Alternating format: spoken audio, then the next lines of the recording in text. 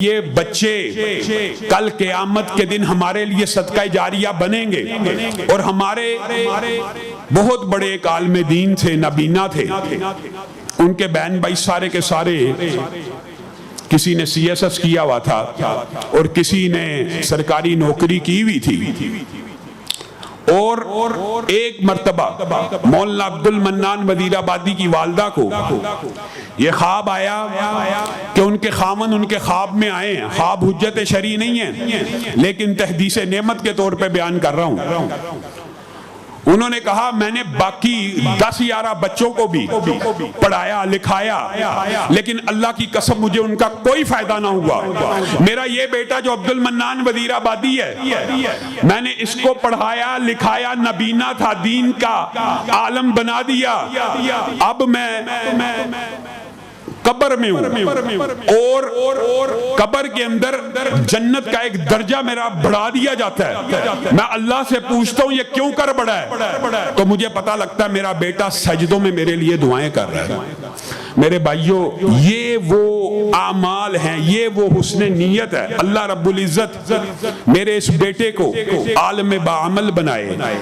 علی کو صرف اس لیے حافظ قرآن بنایا گیا کہ اس کے سینے میں یہ کتاب اترے گی اور وہ اس کی روشنی انشاءاللہ پوری دنیا میں پھیلائے گا۔ میرے بھائیوں، ایمانداری سے بتلاؤ، جتنے بیٹھے ہو، مولانا عبد الغفار مدنی صاحب حفظہ اللہ کتنی عمدہ گفتگو کر رہے تھے۔ آج سے 100 سال قبل بتائیے، 100 سال قبل کا کوئی شخص اس دھرتی کے اوپر موجود ہے؟ 200 سال قبل کا کوئی شخص؟ آپ کے پردادا کے دادا میں سے کوئی ایک نام آپ کو یاد ہو؟ آپ کے پردادا کا نام آپ کو یاد ہو؟ لیکن امام احمد ابن حنبل کا نام زندہ ہے، امام بخاری کا نام زندہ ہے، امام ابن تیمیہ کا نام زندہ ہے۔ کیوں زندہ ہے؟ ان لوگوں نے دین کی خدمت کی ہے۔ تو آپ نیکی کے ایسے اعمال، نیکی کے ایسے میدان سرگرم اپنی زندگی میں کر جائیے کہ 100 سال 200 سال 300 سال گزر جائیں تو آپ کے لیے بھی کوئی سجدوں میں دعا کرنے والا ہو، آپ کے لیے بھی کوئی ہاتھ اٹھا کے دعائیں کرنے والا ہو۔ اور وہ کیسے ہو سکتا ہے؟ یہ قرآن کے جو قاری اور عالم ہوتے ہیں، ایک ایک عالم کے وجہ سے کئی قاری پیدا ہوتے ہیں، پھر ان کے شاگردوں سے قاری پیدا ہوتے ہیں۔ ایمانداری سے بتلائیے گا، آج بھی کوئی بخاری شریف اٹھا کے پڑھے، آج بھی کوئی بخاری شریف اٹھا کے پڑھے، حدیث پڑھ تو حدیث رہا، تو کیا امام بخاری کو اس کا ثواب نہیں مل رہا؟ آج بھی جو مسجد النبی میں نماز پڑھ ہے، کیا سیدنا عثمان کو اس کا ثواب نہیں مل رہا؟ یہ نیکیوں کے وہ کام ہیں، یہ نیکیوں کے وہ اعمال ہیں۔ اللہ رب العزت ہم سب کو نیکیوں کے ایسے منصوبے بنانے کی توفیق دے، اور ایسے بچوں کے حوصلہ افزائی کے لیے اس طرح کی تقریبات کا منعقد کرنا۔ سیکولر اور لبرل پارٹیزوں برتھ ڈے کو سیلیبریٹ کیا جاتا ہے، سیلیبریشن کس کی ہونی چاہیے؟ حفظ قرآن کی ہونی چاہیے کہ بچوں نے حفظ کیا، ان کے سروں کے اوپر تاج کو تو اللہ رب العزت نے تو والدین کو بھی تاج پہنانا جس کی روشنی سے سورج بھی گہنا جائے گا، لیکن میں اور آپ بھی ان کے سروں کے اوپر ہاتھ کو پھیریں، ان کو پیار کریں، اور ان کی اس خوشی کو دوبالا کرنے کے لیے انہیں یہ احساس دلائیں کہ تم نے واقعی ایک مارکا سر انجام دیا ہے۔ بچہ او لیول میں اچھے نمبر لے لے، اے لیول میں اچھے نمبر لے لے، دنیاوی فیلڈ میں اس کو مبارک بادیں ملتی ہیں، لیکن یہ جو حفظ قرآن کرنے والے بچے ہیں، یہ بیچارے آپ کے پیار کے مستحق ہیں، اور آپ کی خصوصی توجہ ان کو درکار ہے۔ میرے بھائیو، یہ جو قرآن پاک کی کتاب ہے، اس حوالے سے چند گزارشات کر کے اپنی بات کو ختم کروں گا۔ آج کل معاشرے میں ایسے فلاسفر اور ایسے عقلی اور منطقی لوگ پیدا ہو گئے ہیں، عجیب بات ہے، پھر بندہ کہتے ہوئے بھی ڈر جاتا ہے۔ رسول اللہ کی زبان کیا ہے؟ عربی۔ قرآن کی زبان کیا ہے؟ عربی۔ صحابہ کی زبان کیا ہے؟ عربی۔ جس بندے کو رسول اللہ کی زبان نہیں آتی، جس بندے کو صحابہ کی زبان نہیں آتی، جس بندے کو اس دین اور شریعت کی زبان نہیں آتی کہ جس دین اور شریعت کو اللہ نے عربی زبان میں نازل کیا، وہ لوگوں کو حدیثوں کے ترجمے سناتا ہے، وہ لوگوں کو حدیثوں کی تشریح بتاتا ہے۔ اور ایسی ایسی ہردہ سرائی کرتا ہے کہ انسان کا دل دکھ جاتا ہے۔ قرآن پاک کو بغیر ترجمہ پڑھنا ایسے ہے جیسے فرینچ میں گالیاں نکالنا، معاذ اللہ۔ ایمانداری سے بتائیے یہ کسی عالم دین کا جملہ ہو سکتا ہے؟ قرآن پاک کو بغیر ترجمہ پڑھنا ایسے ہے، مرزا محمد علی جہلمی جہلم میں بیٹھ کے یہ دعویٰ کر رہے ہیں کہ قرآن پاک کو بغیر ترجمہ پڑھنا ایسے ہے جیسے فرینچ میں گالیاں نکالنا ہے، معاذ اللہ۔ یہ حدیث کے بھی خلاف ہے۔ ہاں جو بات حق ہے اس کو بھی بیان کرنا چاہیے۔ ہم بھی کہتے ہیں کہ قرآن پاک کو ترجمے کے ساتھ پڑھو، قرآن پاک کو سمجھ کر پڑھو، لیکن ایمانداری سے صرف ایک حدیث یاد کر لیجئے اور اس طرح کے باطل جاہل جن کو زبان عربی کی الف با بھی نہیں آتی ان کے مغالطوں اور وسوسوں سے بچ جائیے۔ سب کو یہ حدیث پتہ ہے لیکن آپ اس وقت اس کی بات سن کے انجوائے کر رہے ہوتے ہیں، اور میں ابھی پوچھوں گا انشاءاللہ، علم اتنا عام ہو گیا سب کو پتا ہوگا۔ رسول اللہ صلی اللہ علیہ وسلم نے فرمایا ہر حرف کو قرآن پاک کے پڑھنے کی کتنی نیکی ہیں؟ الحمدللہ سب کو پتا ہے نا کتنی نیکی ہیں؟ اور میں یہ نہیں کہتا الف لام میم ایک حرف ہے، بلکہ الف حرف ہے، لام حرف ہے، سب کو پتا ہے الحمدللہ۔ اب آپ صرف ایک حدیث کو آپ نے دماغ میں رکھا ہے لیکن اس کی تطبیق آپ نے نہیں کرنی۔ الف لام میم کتنی نیکیاں مل گئی ہیں؟ 30 نیکی۔ اٹھائیے تفسیریں، شیخ الحدیث بیٹھے ہیں، محدث دورہ عبد الغفار مدنی حفظہ اللہ بیٹھے ہیں، پوچھئے الف لام میم کا ترجمہ کیا ہے؟ تفسیر اٹھا لیجئے، دنیا کے شیوخ الحدیث سے پوچھ لیجئے الف لام میم کی کیا ٹرانسلیشن ہے، الف لام میم کا کیا ترجمہ ہے؟ یہ بغیر ترجمہ بغیر سمجھ پڑھنے کی 30 نیکیاں ملی ہیں کہ نہیں ملی؟ تو یہ بکواس کرنا کہ الف لام میم یا بغیر ترجمے کے قرآن پڑھنا ایسے ہے جیسے فرینچ میں گالیاں نکالنا، ایسے بندے کو آپ عالم دین سمجھتے ہیں اور اس کے فلسفے سے متاثر ہوتے ہیں؟ میرے بھائیو، بے شک قرآن صرف کتاب ثواب نہیں ہے، لیکن یہ انکار کر دینا کہ قرآن کتاب ثواب ہے ہی نہیں، یہ بھی بہت بڑا مغالطہ ہے۔ قرآن کتاب ہدایت ہے، ہم مانتے ہیں، اور اس کلیے کا بھی رد کرتے ہیں کہ قرآن کو سمجھ کرنے کے لیے 14 علوم چاہیے، ہرگز نہیں۔ قرآن کا ترجمہ کرنے کے لیے کسی عالم دین کو، کسی شیخ الحدیث کو، کسی مفسر کو ہو سکتا ہے 14 سے زیادہ علوم بھی آنے چاہیے کیونکہ اس نے ترجمہ کرنا ہے۔ آپ سب نے اور میں نے ترجمہ پڑھنا ہے، کیا ہوا پڑھنا ہے، اس کیے ہوئے کو سمجھنے کے لیے 14 علوم کی ضرورت نہیں ہے، صرف آپ کو اردو زبان آتی ہے، آپ اس کو سمجھ سکتے ہیں۔ یہ فلسفہ بھی باطل ہے جو معاشرے میں پھیلایا گیا۔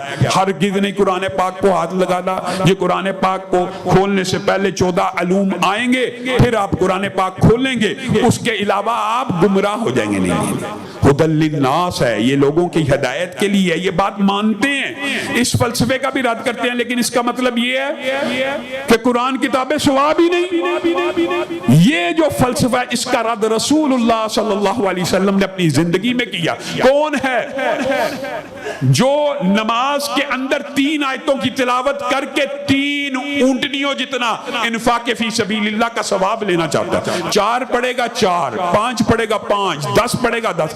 ایک اونٹنی خوبصورت اونچی لمبی کوہان والی آج کے دور میں بھی 3 لاکھ 4 لاکھ کی ہے، 5 لاکھ کی بھی ہوتی ہے۔ 3 آیتیں صرف پڑھی، 10 لاکھ انفاق فی سبیل اللہ کا اجر و ثواب پا لیا۔ یہ تو تھا نماز میں۔ یہ ثواب ملا کہ نہیں ملا؟ بغیر ترجمے کے بھی ملا کہ نہیں ملا؟ اور جہاں تک بات ترجمے کے ساتھ سمجھ کے ہے تو رسول اللہ صلی اللہ علیہ وسلم نے کہا کون ہے جو وادی بطحا سے 2 تازہ موٹی تازی اونٹنیوں کو، کوہانوں والیوں کو بغیر ظلم کے، بغیر زور و زبردستی کے حاصل کرنا چاہے، یعنی اس کا بھی انفاق فی سبیل اللہ اور اس کا بھی اجر و ثواب چاہے، مفہوم یہی ہے۔ ہر ساتھی نے کہا کہ ہم چاہتے ہیں، تو رسول اللہ نے کہا پھر تم مسجدوں میں کیوں نہیں آتے اور وہاں پہ آ کے اللہ کے کلام میں سے صرف 2 آیتوں کو سمجھ کر پڑھ لو۔ یہ سمجھ کے پڑھنے کی فضیلت ہے، بغیر سمجھ کے تھا الف لام میم 10 نیکیاں، اور اگر سمجھ کے پڑھا جائے تو رسول اللہ نے کہا اگر 2 آیتیں سمجھ کے پڑھ لی تو 2 اونٹنیوں کو اللہ کے راستے میں خرچ کرنے کا اجر و ثواب پالو گے۔ اب بتائیے 2 آیتیں، ہم میں سے کون ایسا ہے؟ یہ ہمارا قصور ہے، ہم غافل ہیں۔ انفاق فی سبیل اللہ بہت بڑی عطا ہے، بہت بڑی نعمت ہے، لیکن کچھ کام رسول اللہ نے ایسے بتائے ہیں جو انفاق فی سبیل اللہ کے برابر کے ہیں اور اس میں اتنا سٹرگل اور محنت نہیں ہے۔ 2 آیتیں، کون ایسا نوجوان، جتنے بچے بیٹھے ہیں، آپ بھائی بیٹھے ہیں، کیا ہر روز صرف صبح فجر کی نماز کے بعد، ہر روز کیا ظہر کی، عصر کی، کوئی ایک روٹین بندہ بنا لے؟ آج ارادہ کریں، نیکیوں کے ارادے باندھنے کے، آج کے بعد یہاں اس مجلس میں وعدہ کرتے ہیں، اللہ رب العزت کے ساتھ عہد کرتے ہیں، میرے ساتھ نہیں، اللہ کے ساتھ عہد کرتے ہیں، اللہ آپ کے کلام میں سے 2 آیتیں، 3 آیتیں، 4 5، ہر بندہ اپنی استطاعت کے مطابق وعدہ کرے کہ ہر روز صرف 2 آیتیں ترجمے کے ساتھ سمجھ کے تلاوت کر لوں گا۔ آپ کو اللہ کے گھر میں آ کر یہ 2 آیتیں ترجمے کے ساتھ سمجھ کر تلاوت کرنے کا اجر و ثواب کم از کم 3 لاکھ کی 2 اونٹنیاں انفاق فی سبیل اللہ کرنے کے برابر ہے۔ کیا اس بات کے لیے تیار ہیں؟ ارادہ کریں، ارادہ عہد کریں کہ صرف 2 آیتیں پڑھنا کیا مشکل ہے، یہ ثواب ہے۔ اور اگر ثواب کی باتیں کریں تو سنن نبی داؤد کی بھی ایک حدیث آ گئی ہے۔ یہ قرآن کا جو آج آپ نے موضوع رکھا ہے، اللہ کے فضل و کرم سے علماء اس کے اوپر ایک سال جمعہ پڑھاتے ہیں، ایک قرآن کے موضوع کے اوپر، تو اتنا مفصل موضوع ہے، صرف ان میں سے چند باتیں آپ کے گوش گزار کرنا چاہتا ہوں۔ ایک یہ ثواب کی کتاب بھی ہے، کتاب ہدایت بھی ہے۔ ایک ثواب اور اجر ایسا ہے کہ کوئی بندہ قرآن پاک کی 1000 آیتوں کا اگر قیام کرے، 1000 آیتوں کا اگر قیام کرے، 2 رکعت کے اندر کر لے، 8 رکعت کے اندر کر لے، تو کل قیامت کے دن اس کے نامہ اعمال میں ایک ایسا خزانہ لکھ دیا جاتا ہے۔ ادھر آپ نے 1000 آیتوں کا قیام کیا، ادھر آپ کے نامہ اعمال میں کل قیامت کے دن کے لیے ایک ایسا خزانہ لکھ دیا گیا کہ زمین و آسمان کے سارے خزانے جمع ہو جائیں، اس کی قیمت کو ادا نہیں کر سکتے۔ اور 1000 آیات بہرحال آپ کو سننے میں زیادہ لگ رہی ہیں، لیکن آج آپ نے یہ بھی ارادہ کرنا ہے کہ ہر ہفتے کے ایک دن کو مختص کر کے یا کسی بھی دن کو ارادہ کریں کہ ہم نے اپنی زندگی کی یہ روٹین بنانی ہے کہ ہر ہفتے ایک رات ایسی ضرور آئے گی، اللہ رب العزت کی بارگاہ میں کھڑے ہوں گے اور 1000 آیتوں کا قیام کریں گے، اور سننے میں آپ کو بہت زیادہ لگ رہی ہیں، لیکن اللہ کے فضل و کرم سے علماء نے آپ کے لیے آسانیاں بھی بنائی ہوئی ہیں۔ گن لی صرف 29واں اور 30واں پارہ اگر آپ 2 رکعتوں میں، 4 رکعتوں میں، 8 رکعتوں میں کسی ہفتے کی ایک رات یا روزانہ بھی، جو علماء ہیں جو تہجد گزار ہیں ان کی روٹین تو کئی ایسے علماء، حضرت حافظ محمد گوندلوی رحمہ اللہ 10 پارے ایک رات میں پوری زندگی کا عمل، عبد المنان نور پوری رحمہ اللہ کا 5 پاروں کا ہر روز ہر رات کا عمل۔ میں اور آپ ہفتے میں ایک دن نہیں پڑھ سکتے، 2 پارے 29واں اور 30واں اگر آپ پڑھیں گے قیام کے اندر تو 1000 آیتوں کا قیام ہو جائے گا۔ میرے بھائیوں، 1000 آیتوں کا قیام یہ بہت بڑا اجر و ثواب ہے، اور خزانہ آپ کے مقدر میں 10 آیتیں پڑھنے والے کو اللہ غافلوں میں سے نہیں لکھتا، 100 آیتوں والوں کا الگ مقام ہے۔ تو جو 1000 آیتوں کا قیام کرے، گویا یہ کتاب ہدایت بھی ہے اور کتاب ثواب بھی ہے، اور یہ مغالطہ بھی نکال دیجئے کہ یہ کتاب شفا نہیں ہے۔ وَنُنَزِّلُ مِنَ الْقُرْآنِ مَا هُوَ شِفَاء. اللہ کہہ رہا ہے یہ کتاب شفا بھی ہے. یہ جو آپ آج کل فلاسفر سے عقلی اور منطقی اور اس طرح کی باتیں سن رہی ہیں نا، یہ قرآن پاک معاذ اللہ کتنا رقیق اور غلیظ جملہ ہے. قرآن پاک کی مماثلت فرینچ کی گالیوں کے ساتھ، اور قرآن پاک کا رد جی اس کو جی آپ نے شفا کے لیے رکھا ہوا ہے، جی اس کو ثواب کے لیے رکھا ہوا ہے. بھائی جہاں کی بات ہے وہاں تک رکھو، کتاب ہدایت بھی ہے، لیکن اس بات کا انکار کر دینا کتاب شفا ہی نہیں ہے. اللہ رب العزت کہہ رہا کتاب شفا ہے. سب ساتھیوں کو وہ حدیث پتہ ہے، رسول اللہ کے صحابی گئے تھے، بچھو کاٹا تھا، بعض روایات میں سانپ کاٹا تھا، سب کو پتہ ہے. دم کیا تھا کس کا دم کیا تھا؟ سورہ فاتحہ کا. الحمدللہ سب کو پتہ ہے سورہ فاتحہ کا دم کیا تھا. صرف فاتحہ پڑھی تھی، شفا ملی تھی کہ نہیں تھی ملی؟ صرف فاتحہ سے شفا ملی تھی کہ نہیں تھی ملی؟ لیکن اس بات کا بھی ہم رد کرتے ہیں. جو بات رد کرنے والی ہے اس کا رد کرنا چاہیے. شفا کیسے ملی تھی؟ پڑھ کے ملی تھی کہ لٹکا کے ملی تھی گلے میں؟ پڑھ کے ملی. ایمانداری سے بتلائیے گا آب زمزم میں شفا ہے؟ جس نیت سے پیا جائے نیت مراد پوری ہوتی ہے. شہد میں شفا ہے، کلونجی میں شفا ہے. اگر کوئی بندہ شہد کی بوتل گلے میں لٹکا کے چلنا پھرنا شروع کر دے اور آپ میں سے کوئی اس کو روک کے پوچھے یہ کیا ہے؟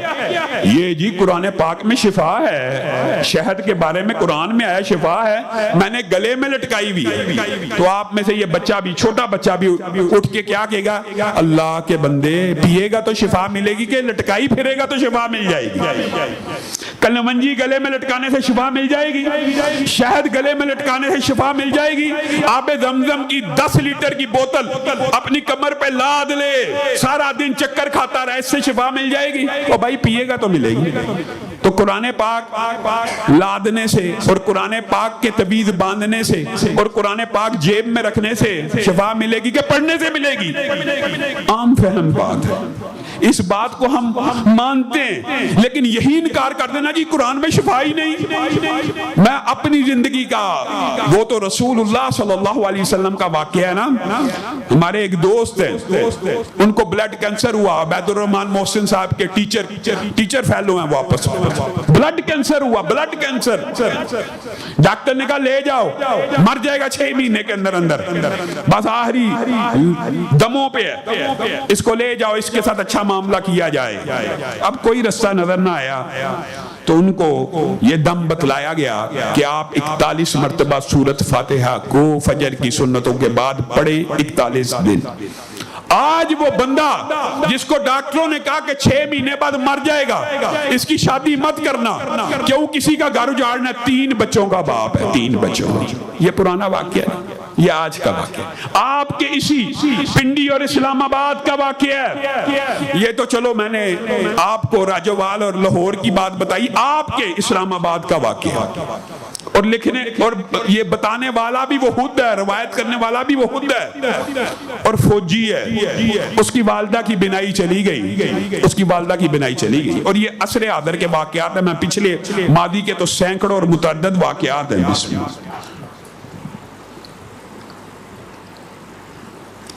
اس کی والدہ کی بینائی چلی گئی، ڈاکٹروں نے کہا کوئی علاج نہیں. بڑے پیسے، فوجی ہے، ظاہر ہے اچھے لنکس ہیں، روابط ہیں، اچھے اسپتالوں میں گیا، کوئی علاج نہیں. اس کی والدہ نے 13 لائنی وہ قرآن پڑھا کرتی تھی. اس کی والدہ نے اللہ کو کہا اللہ نظر تو آپ نے لے لی ہے، لیکن مجھے دکھ اس بات کا میں حافظہ نہیں ہوں. مجھے قرآن اوپر سے دیکھ کے تو پڑھنا آتا تھا، اب میری آنکھیں نہیں، میں کیسے پڑھا کروں گی؟ لیکن اللہ جو منزل میں نے اپنی زندگی میں پڑھی ہے، جتنے صفحے مقرر کیے تھے ہر روز پڑھنے کے، وہ اب بھی میں پڑھوں گی. کس طرح؟ مجھے صرف بسم اللہ الرحمن الرحیم کی آیت آتی ہے. بسم اللہ الرحمن الرحیم، بسم اللہ الرحمن الرحیم، بسم اللہ الرحمن الرحیم. 13 مرتبہ، 13 لائنی قرآن ہے، 13 مرتبہ ایک صفحے پہ پڑھوں گی. جتنی صفحات اپنی زندگی میں پڑھا کرتی تھی ہر روز، نظر جانے کے بعد بھی پڑھوں گی. اس کے بچے نے خود لکھا ابھی 3 مہینے نہیں گزرے تھے کہ اللہ نے میری والدہ کی بینائی کو واپس کر دیا، صرف بسم اللہ الرحمن الرحیم پڑھنے پڑھنے سے. اب بتائیے یہ کتاب شفا نہیں ہے؟ کتاب شفا بھی ہے، کتاب ثواب بھی ہے، کتاب ہدایت بھی ہے. اور دکھ اور افسوس کی بات ہے کہ یہ باتیں تو ہم نے سمجھ لی، اور آج کے بعد یہ بات بھی آپ نے ابلاغ کرنی ہے کہ قرآن پاک کو لٹکا کے نہیں پھرنا. اور دکھ ہوتا ہے کئی مرتبہ ٹی وی کے اوپر بیٹھ کے بھی اس طرح جیلی پیر. اب بندہ کیا کہ جو پکڑا جائے وہ جیلی ہے، باقی سارے ہی اصلی ہیں. ان کے ساتھ کئی دفعہ گفتگو ہوتی ہے تو وہ آگے سے کہتے ہیں جی قرآن کا تویز لکھا ہوا ہے. کس کا تویز لکھا ہوا ہے؟ قرآن کا تویز لکھا ہے. اللہ کے بندو ایمانداری سے بتلاؤ، ایمانداری سے. آج آپ نے یہ بات سوچ اور فکر کو خاص طور پہ اس ایریے اور اس علاقے کے لوگوں میں یہ بیماری عجیب ہے. پیر صاحب نے تویز لکھا جی شرکیہ نہیں ہے. اللہ کا شکر ہے اب شرک کے خلاف آواز معاشرے میں پھیل. جی شرکیہ نہیں ہے، قرآنی تویز ہے. یہ قرآن کی آیت لکھی ہے، وہ آپ اپنے گھر میں سرانے کے نیچے جا کے الماری کے اندر جا کے وہ رکھ لیں. قرآنی آیت والا تویز کیا ہوگا؟ گھروں پہ برکتوں کا نزول ہو جائے گا، رحمتوں کا نزول ہو جائے گا. کیوں؟ یہ پیر صاحب نے قرآن کی آیت لکھ کے دی ہے. وہ بندہ گھر جا کے الماری میں رکھتا ہے، جب الماری کھولتا ہے آگے 10 قرآن پڑے ہوئے ہیں. 10 قرآن ہر بندے کے گھر کی الماری کے اندر، چاہے مسلمانوں کا گھر ہو، قرآن پڑا ہوتا ہے کہ نہیں پڑا ہوتا؟ پورا قرآن گھر میں پڑھا ہے، اس سے خیر برکت کی نزول نہیں ہوا. ایک پیر نے آیت لکھ دی ہے، اس سے خیر و برکتوں کا نزول ہو جانا. عقل کے اوپر کیسا پردہ؟ بھائی کھول کے پڑھو گے، چاہے ایک آیت ہی پڑھو گے تو خیر کا اور برکت کا نزول ہو جائے گا. ہر گھر کے اندر قرآن موجود ہے. تجھے کس نے مغالطہ ڈال دیا کہ پیر ایک آیت لکھے گا تو برکت آ جائے گی؟ گھر میں سینکڑوں قرآن پڑھے میں ان سے نہیں آنی. یہ عقل کے پردے. یہ باتیں ہم مانتے ہیں، یہ ابلاغ کرنا بھی ضروری ہے، لیکن اس طرح کے باطل فلسفے. اور 2 باتیں جو بہت اہم ہیں صرف قرآن پاک کے حوالے سے.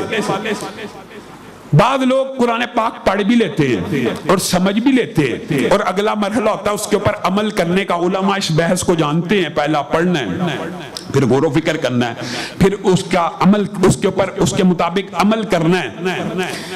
ایک بات یہاں سے آگے بھی شروع ہوتی ہے کہ کیا قرآن پاک صرف شفا اور ذاتی ہدایت اور ذاتی ثواب کی کتاب ہے کہ قرآن پاک دستور کی، آئین کی اور قانون کی بھی کتاب ہے؟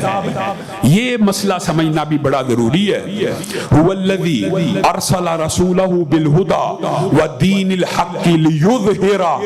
یہ جو آیت ہے نا، یہ اس بات کو بیان کرتی ہے کہ قرآن پاک ہدی للناس کے علاوہ دستور حیات بھی ہے، ریاست کا آئین بھی ہے، ریاست کا قانون بھی ہے.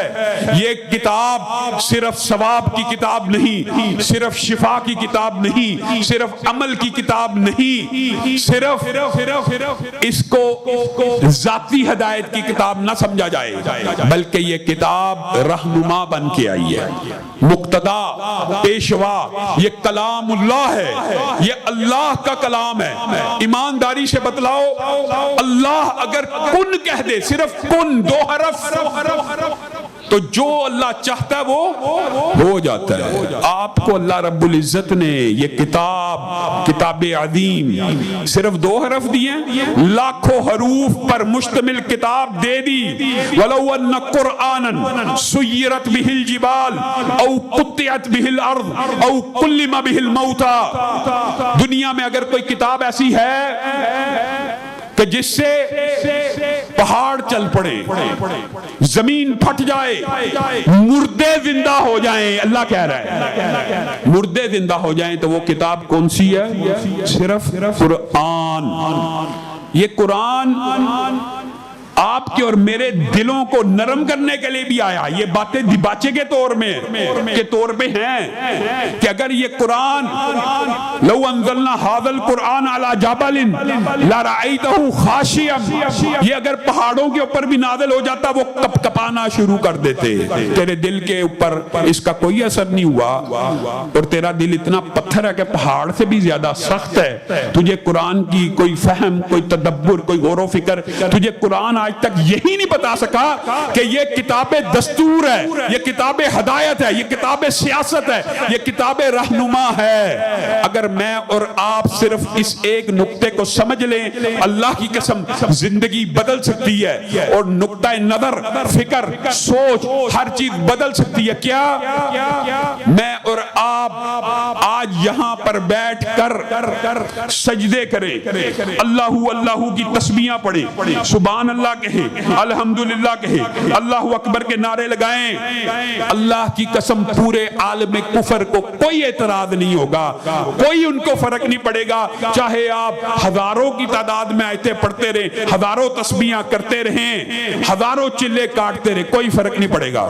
لیکن آپ میں سے صرف 10، 20، 50، 100، 2 ایک بندہ بھی یہ بات لے کے کھڑا ہو جائے کہ یہ قرآن پاک ذاتی عمل کی بھی کتاب ہے اور دوسرے کے اوپر نافذ کرنے والی کتاب بھی ہے، یہ دستور حیات بھی ہے، یہ ریاست کا قانون بھی ہے، یہ نظام معیشت بھی ہے، یہ نظام عدالت بھی ہے، یہ نظام سیاست بھی ہے، تو پورا عالم کفر آپ کے خلاف کھڑا ہو جائے گا۔ یہ قرآن کے نظام کی، یہ اقامت دین کی تحریک کی بات کون کر رہا ہے؟ پورا عالم کفر آپ کے سجدوں سے پریشان نہیں ہوگا۔ کس بات سے پریشان ہوتا ہے؟ کہ اس قرآن کو لوگوں کے اوپر نافذ کر دیا جائے۔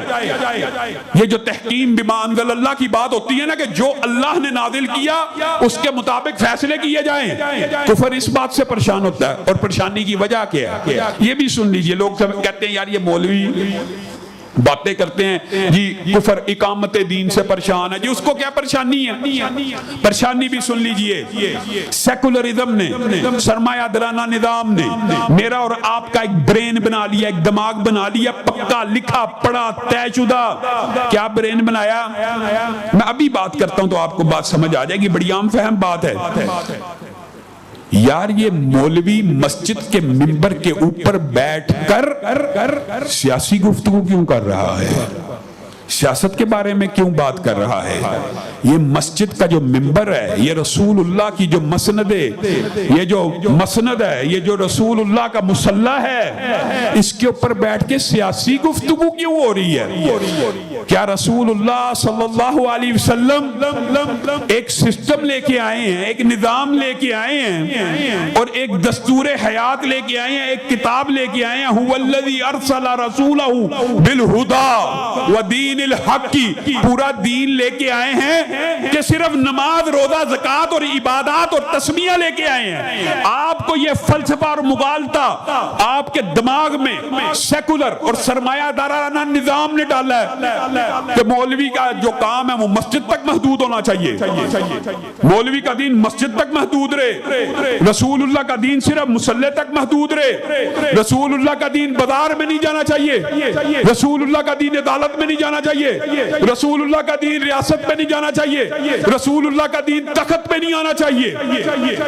اس لیے مولوی کے بارے میں کہا جاتا ہے مولوی منبر کے اوپر سیاسی گفتگو کیوں کر رہا ہے؟ کون کرے؟ چور صاحب کریں جی، لٹیرے کریں جی، وڈیرے کریں جی، جگیردار کریں جی، سیاستدان کریں۔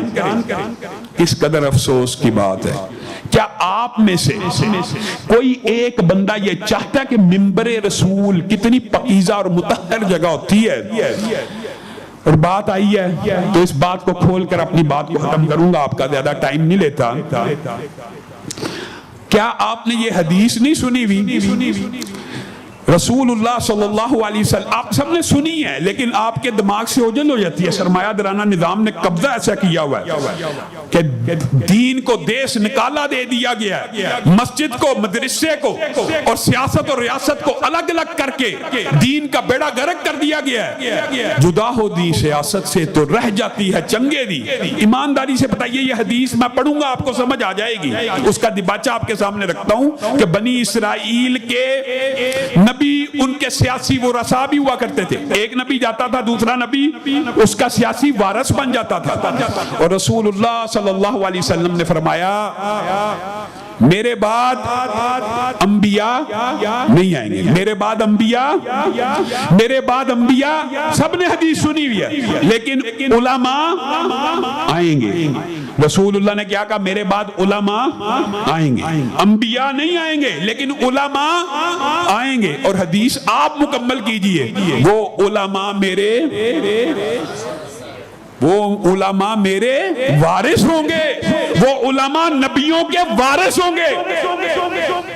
کیا صرف مصلی رسول کے وارث ہوں گے؟ آپ کی عقل کے اوپر کیسا پڑتا ہے کہ آپ مصلی رسول کے اوپر کسی شرابی کو، چور کو اور لٹیرے کو کھڑا نہیں ہونے دیتے، لیکن تخت رسول کے اوپر بد کردار بھی بیٹھ سکتا ہے، زانی بھی بیٹھ سکتا ہے، شرابی بھی بیٹھ سکتا ہے. تخت رسول کا احترام نہیں ہے، مصلی رسول کا احترام ہے. کیا خلافت رسول کا کوئی احترام نہیں ہے؟ کیا اسلامی ریاست کا جو تخت ہوتا ہے وہ تخت رسول نہیں ہے؟ آپ کو صرف مسجد کا ممبر رسول نظر آتا ہے؟